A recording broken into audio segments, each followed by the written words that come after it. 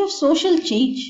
In the previous chapter, you read about the powerful ideas of freedom and equality that circulated in Europe after the French Revolution. अभी हमने पिछले chapter में पढ़ा कि किस तरीके से एक बहुत पावरफुल आइडियाज जो कि यानी विचार थे फ्रीडम और इक्वालिटी को लेके किस तरह से यूरोप में फैलने लग गए फ्रेंच रिवॉल्यूशन के बाद. The French revolution opened up the possibility of creating a dramatic change in the way which the society was structured. French revolution ने एक ऐसी जरिया को खोल दिया था कि नए नए चेंजेस आ सके. जिस तरह से सोसाइटी बनी थी उसको अब नई तरीके से चेंज किया जाए, ऐसी पॉसिबिलिटी का जरिया खोल दिया था. As you have read, before the 18th century, society was broadly divided into estates and orders, and it was the aristocracy and church which controlled economic and social power.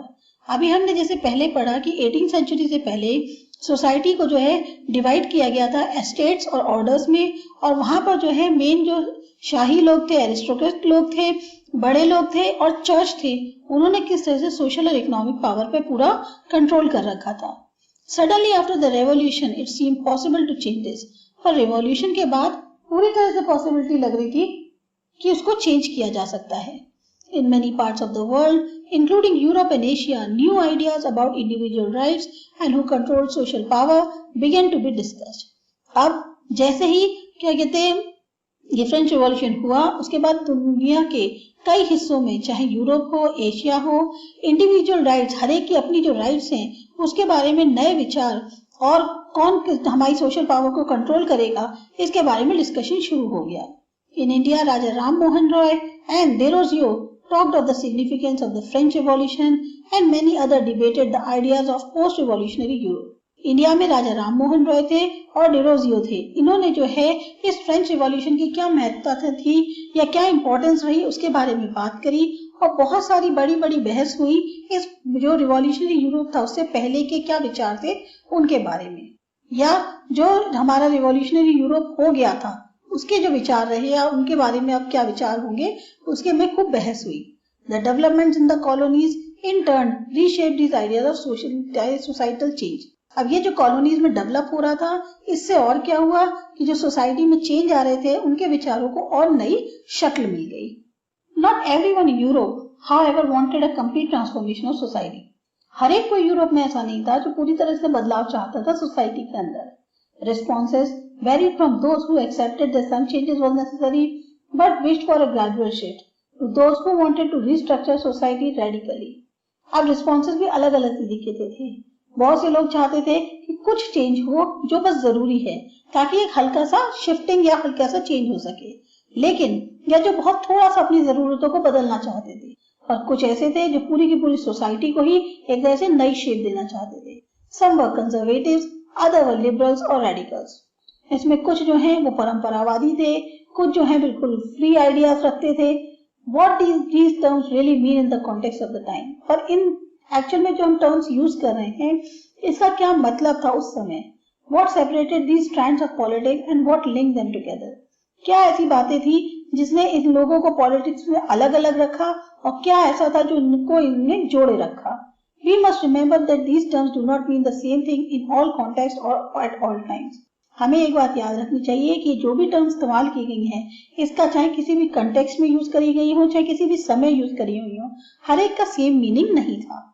We will look briefly at some of the important political traditions of the 19th century and see how they influence change. अब हम देखेंगे कि किस तरीके से कुछ जो पुरानी इंपॉर्टेंट पॉलिटिकल ट्रेडिशंस चले आ रहे थे 19th सेंचुरी के, उनका क्या हुआ और कैसे जो है उनपे चेंज का प्रभाव पड़ा. Then we will focus on one historical event in which there was an attempt at radical transformation of the society. फिर हम फोकस करेंगे उस हिस्टोरिकल इवेंट पे जहां पर एक ऐसी कोशिश करी गई कि पूरी की पूरी सोसाइटी को बदल दिया जाए. Through the revolution in Russia, socialism became one of the most significant and powerful ideas to shape society in the 20th century. अभी जो रिवॉल्यूशन रशिया में आया इससे जो है सोशलिज्म जो है वो सबसे ज्यादा इम्पोर्टेंट हो गया, सबसे ज्यादा हाईलाइटेड हो गया, और ये हो गया कि जो बहुत नए नए और ताकतवर वाले लोगों ने ऐसे विचार रखे कि पूरी की पूरी सोसाइटी जो है उसकी शक्ल ही बदल ली गई 20th सेंचुरी में. Liberals, radicals and conservatives. One of the groups which looked to change society were the liberals. अब एक ऐसा ग्रुप था जो सोसाइटी को बदलना चाहता था, वो थे लिबरल्स यानी उदारवादी लोग जो थे। Liberals wanted a nation which tolerated all religions. वो ये चाहते थे कि हम एक ऐसा नेशन बनाएं जिसमें सभी धर्मों को हम जगह दे सके या हम सबको मान सके। We should remember that at this time European states usually discriminated. अब हमें इस बात को जो है याद रखना चाहिए कि ये एक ऐसा समय था जब यूरोपियन स्टेट्स जो हैं वो पूरी तरह से भेदभाव करते थे in favour of one religion और अनदर। या तो एक रिलीजन में विश्वास करो या किसी दूसरे में। जैसे Britain favoured the church of England, Austria and Spain favoured the Catholic church. अब ब्रिटेन जो है वो इंग्लैंड के चर्च का फेवर करता था, ऑस्ट्रिया और स्पेन जो है वो कैथोलिक चर्च का फेवर करते थे। Liberals also oppose the uncontrolled power of the dynastic rulers. जो ये लिबरल्स थे इन्होंने ये भी ये विरोध किया जो ऐसी पावर्स थी जिनका कोई कंट्रोल नहीं है और ये खाली जो डायनेस्टीज चला रहे हैं, जो राजा हैं, उनके पास जो पावर्स थी और जिनका कोई कंट्रोल नहीं है, उसका भी इन लोगों ने विरोध किया। They wanted to safeguard the rights of individuals against governments. वो ये चाहते थे कि जो भी इंडिविजुअल्स की राइट्स हैं उनको पूरी तरह से बचाया जा सके गवर्नमेंट के हाथों। They argued for a representative elected parliamentary government subject to laws interpreted by a well-trained judiciary that was independent of rulers and officials. उनकी क्या मांग थी, या वो ये बात की जिद कर रहे थे कि हमें एक ऐसा रिप्रेजेंटेटिव चाहिए, एक हमारा मतलब हमारी तरफ को जो रिप्रेजेंट कर सके, एक इलेक्टेड पार्लियामेंट्री गवर्नमेंट चाहिए हमें, यानी लोकतांत्रिक गवर्नमेंट चाहिए। साथ ही साथ क्या कहते हैं, एक ऐसी लॉज बनाई जाएं जिसकी एक बहुत अच्छी ट्रेन जुडिशरी हो और वो पूरी तरह से इंडिपेंडेंट हो किसी भी राजा या ऑफिशियल से। However, they were not Democrats, पर ये लोग डेमोक्रेट्स तो थे नहीं। They did not believe in universal adult franchise. ये ना ही यूनिवर्सल एडल्ट फ्रांचाइज में यानी कि हर एक को वोट देने का अधिकार है उसमें विश्वास करते थे। That is the right of every citizen to vote, यानी कि हर एक को वोट करने का अधिकार है। They felt men of property mainly should have the vote.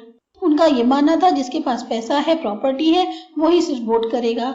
They also did not want the vote for women, और वो यहाँ तक भी नहीं चाहते थे कि वुमेन जो है वो वोट करें।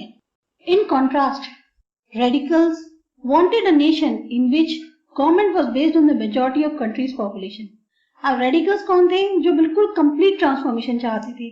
तो वो ये चाहते थे कि एक ऐसा नेशन बने जिसमें कि गवर्नमेंट जो है पूरी तरह से कंट्री की पॉपुलेशन जो है उसी की मेजॉरिटी पर बेस्ड हो। Many supported women's suffragette movement. बहुत लोगों ने ये जो वुमेन का राइट टू वोट मूवमेंट था इसको सपोर्ट किया। Unlike liberals, they opposed the privileges of great landowners and wealthy factory owners.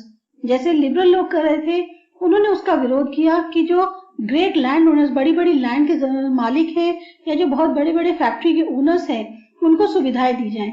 They were not against the existence of private property but disliked concentration of property in the hands of few. वो इसके खिलाफ नहीं थे कि किसी की private property है, पर वो इसके खिलाफ थे कि सारी की सारी प्रॉपर्टी जो है वो कुछ ही लोगों के हाथ में रहे। Conservatives were opposed to radicals and liberals. अब जो परंपरावादी लोग जो थे वो पूरी तरह से अपोजिट थे रेडिकल्स और लिबरल्स के। After the French revolution, however, even conservatives have open their minds to the need for change.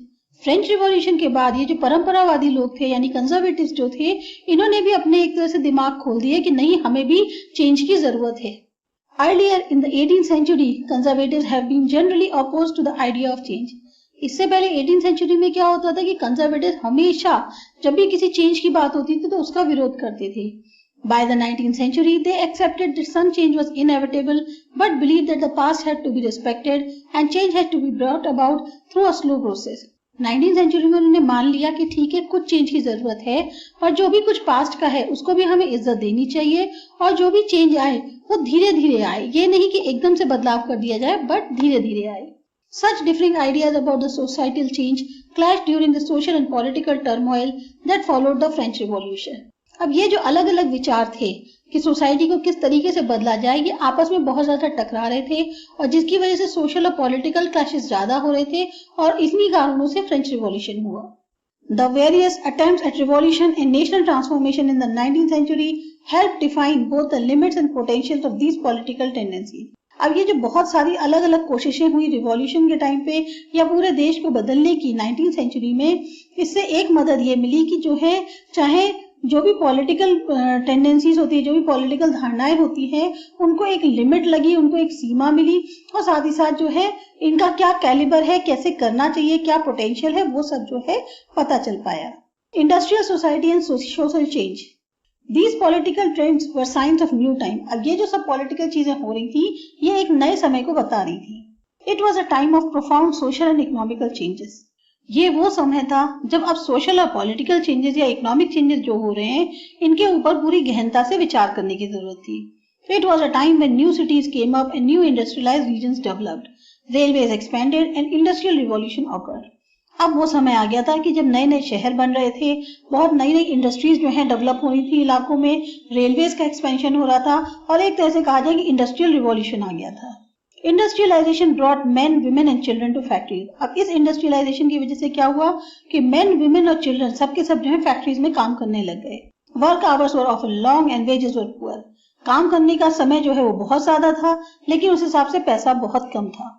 Unemployment was common, particularly during the times of low demand for industrial goods।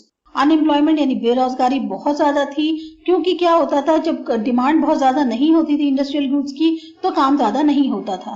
Housing and sanitation were problems since towns were growing rapidly. एक तो रहने की और सफाई की बहुत ज्यादा समस्या हो रही थी, क्योंकि दिन पर दिन टाउन्स बनते जा रहे थे। Liberals and radicals search for solution to these issues. अब जो लिबरल्स और रेडिकल्स थे, उन्होंने जो है इन मुद्दों पे एक तरह से कोशिश करी कि वो जो है कोई सॉल्यूशन निकाल सके।